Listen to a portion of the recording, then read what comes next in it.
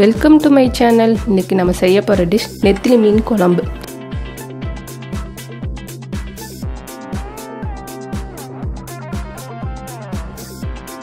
இதுக்கு தேவையானது 1/2 கிலோ நெத்திலி மீன் எடுத்திருக்கேன். நல்லா வாஷ் பண்ணி எடுத்து வச்சுக்கோங்க.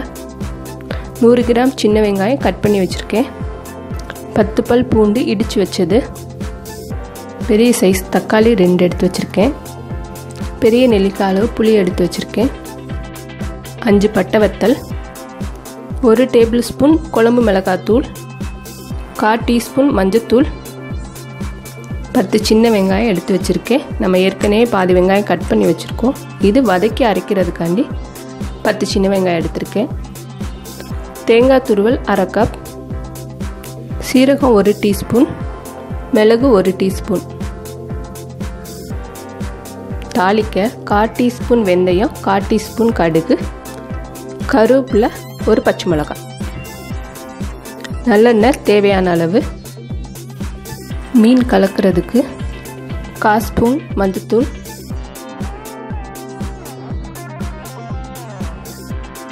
1 tablespoon coconut oil. Coconut oil சேர்த்தோன்னா நம்மளுக்கு மீனோட வாடை தெரியாமல் இருக்கும். இதை நல்லா கலந்து வச்சுருங்க.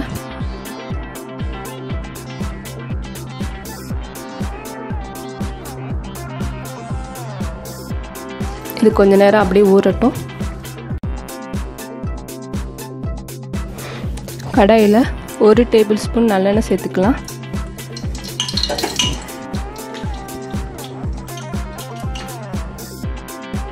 இது கூட எடுத்து வச்ச சின்ன வெங்காயத்தை சேர்த்துக்கிற போகிறோம்.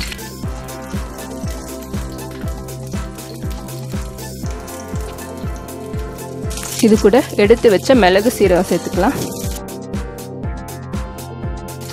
5 பட்டை வத்தல். ஒரு 2 நிமிஷம் நல்லா வதக்கோங்க. இப்போ 2 நிமிஷம் நல்லா வதங்கிருச்சு. இது கூட துருவி வச்ச தேங்காய் துருவல் சேர்த்துக்கலாம். இதையும் சேர்த்து ஒரு 2 நிமிஷம் மட்டும் வதக்கோங்க. இப்போ நல்லா வறுபட்டுருச்சு. இதை எடுத்து ஆற வச்சு அரைச்சிக்கிற போகிறோம்.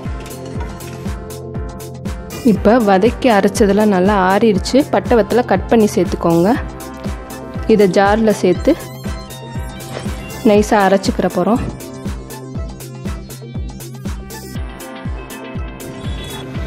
தேவையான அளவு இது கூட தண்ணி சேர்த்து நல்லா நைஸாக அரைச்சி எடுத்து வச்சுக்கிற போகிறோம். இப்போ நம்ம வதக்குனதை நைஸாக அரைச்சி எடுத்து வச்சாச்சு. இப்போ சட்டியில் நல்லெண்ணெய் சேர்த்துக்கலாம். நான் மண் சட்டி வச்சுருக்கனால இதை யூஸ் பண்ணிக்கிறேன். உங்கள்கிட்ட எந்த சட்டி இருந்தாலும் அதை நீங்கள் வச்சு குழம்பு வச்சுக்கலாம். மண் சட்டியில் மீன் குழம்பு செய்யும்போது நல்லா டேஸ்ட்டாக இருக்கும். இது கூட எடுத்து வச்ச கடுகு வெந்தயம் சேர்த்துக்கலாம். இது கூட கருவேப்பிலை பச்சை மிளகா சேர்த்துக்கலாம். இது கூட நம்ம கட் பண்ணி வச்ச சின்ன வெங்காயம், இது கூட தட்டி வச்ச பூண்டு சேர்த்துக்கலாம். நல்லா கொஞ்சம் கலர் மாறுற வரைக்கும் வதக்கிற போகிறோம். எடுத்து வச்ச புளியை இந்த மாதிரி கரைச்சி எடுத்து வச்சுக்கோங்க. இது கூட நம்ம தக்காளி சேர்த்துக்கலாம். எடுத்து வச்ச குழம்பு மிளகாத்தூள் எல்லாத்தையும் சேர்த்து நல்லா கையில் பிணைஞ்சு விட்டுக்கோங்க.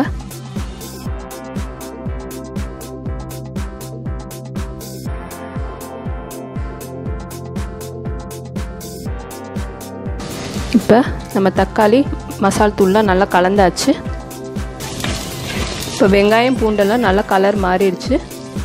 நம்ம கலந்து வச்ச புளி மசால் பொடி தக்காளி இது கூட சேர்த்துக்கலாம்.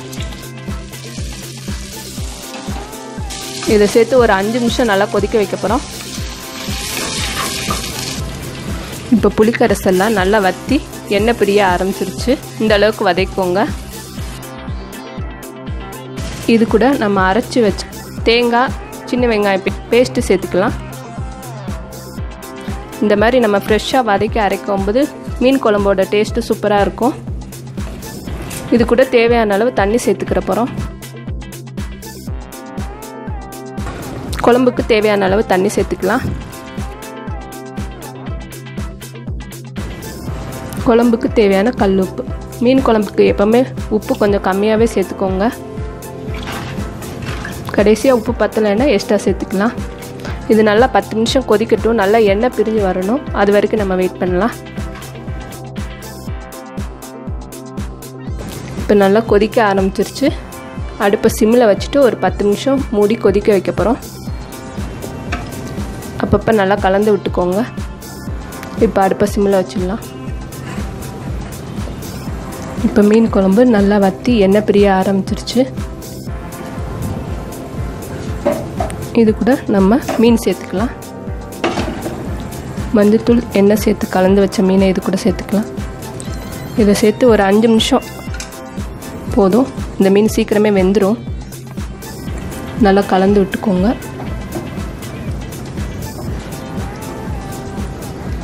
ஒரு 5 நிமிஷம் மூடி வேக வைக்க போகிறோம். இப்போ நெத்திலி மீன் குழம்பு நல்லா ரெடி ஆயிடுச்சு. மீன் நல்லா வெந்துருச்சு. இதுக்கு மேலே கட் பண்ணி வச்ச கொத்தமல்லி சேர்த்துக்கலாம்.